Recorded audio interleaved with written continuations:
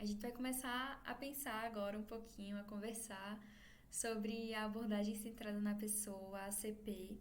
E para a gente iniciar essa conversa, vamos começar pela história de seu fundador, que é Carl Rogers, que nasceu em 1902 nos Estados Unidos, criado por uma família conservadora cristã. Aos 12 anos, essa família se muda para o interior, né, para uma fazenda.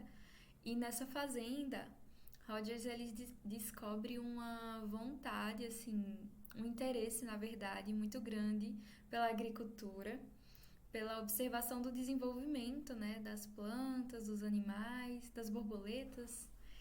E nessa descoberta, ele acaba criando um interesse que o leva para a sua primeira graduação, que é voltada para a agricultura.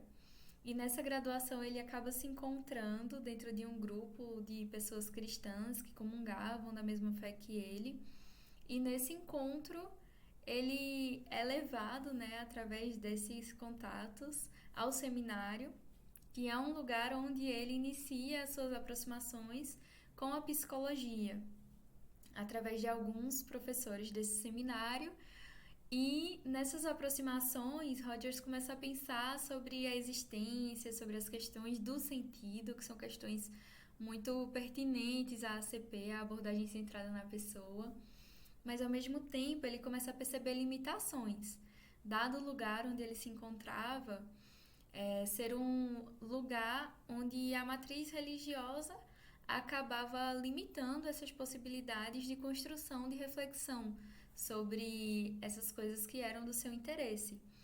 E aí, diante disso, ele se vê inquieto e levado mesmo, né, a seguir o seu caminho fora do seminário, que é quando ele entra para uma outra universidade, onde ele começa a estudar psicologia, se vê a princípio atravessado por duas matrizes de pensamento muito fortes no seu tempo na universidade, que era a matriz experimental da psicologia e a matriz psicanalítica. E essas matrizes ele vê como lugares que não se tocam, né? Então ele fica muito encabulado com isso ao refletir mesmo sobre duas teorias que dizem sobre a existência humana, que dizem sobre os estudos da psicologia, mas ao mesmo tempo que não parecem se encontrar e se tocar em momento algum, dado que uma vai por uma via muito mais objetiva, né, da experimentação, dos experimentos, e a outra vai por uma via subjetiva, que visa interpretar através desse conhecimento que já foi construído dentro dessa ciência, dessa teoria, né, que é a psicanálise. E, enfim, ele acaba se intrigando com isso e dá continuidade aos seus estudos, começa a trabalhar em um centro de assistência a crianças, e nesse centro ele começa a se deparar na prática com as reflexões a partir das teorias que ele escolhe como teorias relevantes para a sua atuação. E uma delas é a teoria psicanalítica, né? E Rogers ele começa a experimentar na sua vivência ali com essas crianças, com seus familiares, essas possibilidades que as teorias supostamente traziam, e começa a perceber ao mesmo tempo as suas limitações em relação às intervenções que elas conseguiam promover ali aos resultados que saíam, né, surgiam dessas intervenções.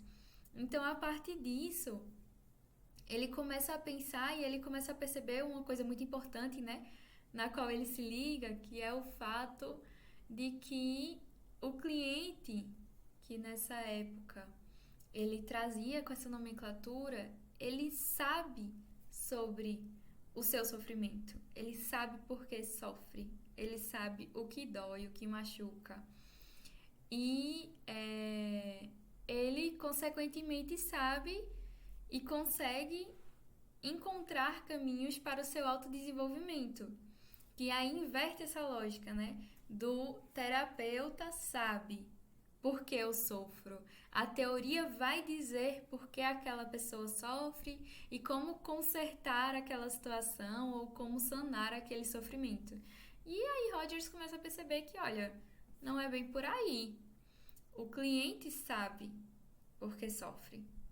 E ele quem tem que construir, né, claro, através de uma facilitação, que essa é a palavra que ele traz, né, uma facilitação terapêutica, essas possibilidades de desenvolvimento, de autorrealização.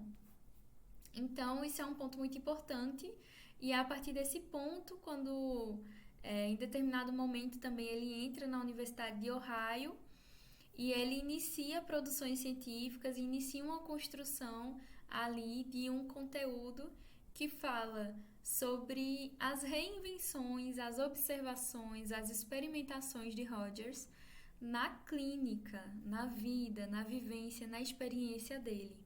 E aí ele se volta, né, para a questão do sentido, para a questão do cuidado, e é daí que surge a abordagem centrada na pessoa, que a princípio era a abordagem centrada no cliente, né? E essas nomenclaturas vão mudando, porque Rogers vai mudando também a forma de ver, através de suas vivências, através de suas reflexões, mas isso é coisa para um outro momento.